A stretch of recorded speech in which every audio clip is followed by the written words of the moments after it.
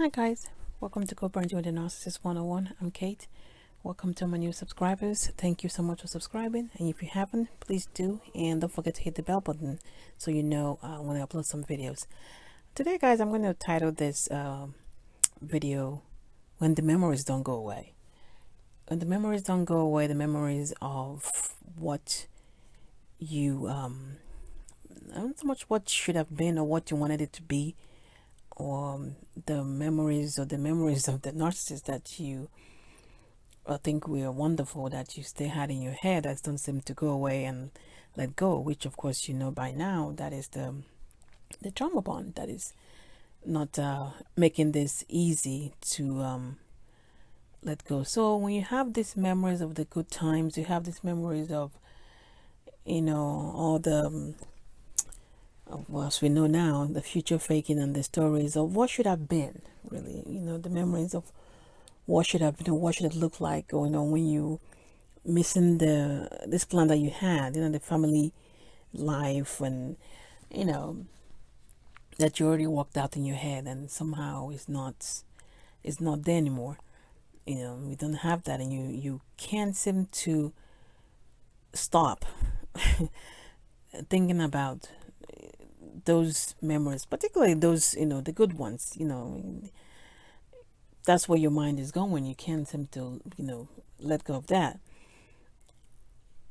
I would like you to think about this for a second. Like, yes, we are human beings. We had plans. We had things that we scheduled to happen at a certain time. We're always making plans. And some it seems like this is all crushed. And like I said, your mind still goes back to those good times.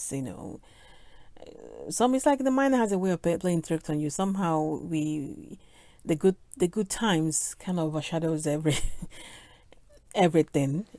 So you remember all those all the the plans and all the good things that happen, and somehow your mind diminishes the bad things that happen. The trauma, that's the trauma bond I'm talking about. So, but I think in this period we all need to ask ourselves, at this memory, which of course as you're having it is hard to recover, it's hard to heal, because your mind is still playing tricks on you with this good, in quote, memories of the good quote, the gotta put that in air quotes, memories of supposedly good life that you thought you had with the narcissist. But as this comes, I think we need to sit down and ask yourself a question, because by now you already know, obviously, that they discarded you, or you left. But whatever it is definitely toxic, bad stuff that that has happened for that to eventually occur, even if our mind is replaying the good things only. But I think this is the period we ask ourselves, why do we think we don't deserve more? Why do you think you're not worth more than we got? What is it that you did? What did you do that made you what did we do that made us think that it's okay for us to be going through this kind of abusive relationship? What did we think we did to deserve it? Do we think we are not? What makes us think that we're not worthy of having a non-abusive relationship? Do we feel we are worthy to have a non-abusive relationship?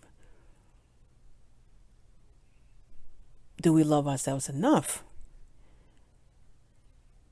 to have a non-abusive relationship? Why do we think this is okay?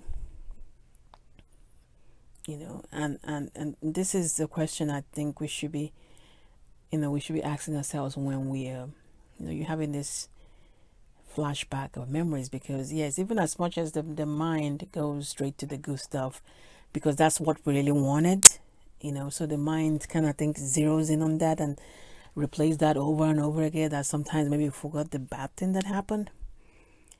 But as this is playing, because obviously the bad thing happened, which is why we are here, either they're taken off or you've taken off. Obviously something major happened, something bad, it was something really horrible has happened that made you decide to leave, or for them to sneak off in the middle of the night like they do. So when our mind is playing these tricks on your tricks, the mind is playing these memories, and we're constantly thinking of the good times alone, or what could have been, and the plans that might not come through. We need to ask ourselves that question: what did we do? What did we think we did to deserve to be treated that way? Are we not worthy, like I said, to have a normal, quote, non-abusive relationship? Was there a sin that we committed that somehow made it okay to stay, or not stay, but to be, to have that kind of relation, have that kind of person on us, or with, relationship with that kind of person? Do we think is okay? And like I said, this is the questions we need to ask ourselves when the mind is playing out the good memories, and your mind can't seem to let go of the good memories. That somehow makes it look like that was all that was in the relationship, but obviously it wasn't, because reality, fact is fact. Even I know we know, because obviously you are here, you took off, or they left. So it wasn't all roses, in as much as our mind would tell us, because that's what we really wanted. Well, that was what we wanted in a relationship. That's what we got in a relationship. Of course, we didn't know we went into a relationship with a crazy person. We didn't know that. But as the memories don't want to go, or your mind can't seem to let go of those type of memories, and kind of was overshadowing the actual horrible thing, the other 70%, of bad stuff that happened, we ask ourselves, what did we do? What did we think we do? What was the sin that we committed that we feel that we should be in a relationship like that? What makes us less worthy to be in a relationship like other normal relationship like other people were? Some other people are lucky to have, two healthy, emotionally healthy people. What makes us think that we don't deserve to be in that kind of relationship? So I want you to use this to call yourself back when your mind is only replaying the good memories, the 30%, the 20%, the 10% of the memories, the stage happiness, memories, or whatever that the narcissist had, because everything is a game. To ask yourself that question: what is it that you did wrong? What was your sin for us to end up in a relationship like that with that person?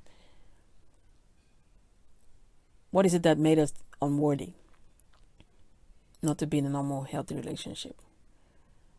What make me so think that we don't deserve to be in a healthy relationship? And if we ask ourselves these questions, it will force the mind to shift back, or at least call up on the other 70% of the toxicity that happened, that we somehow has been overshadowed by this 10% of the good stuff, or 30% of the happy memory.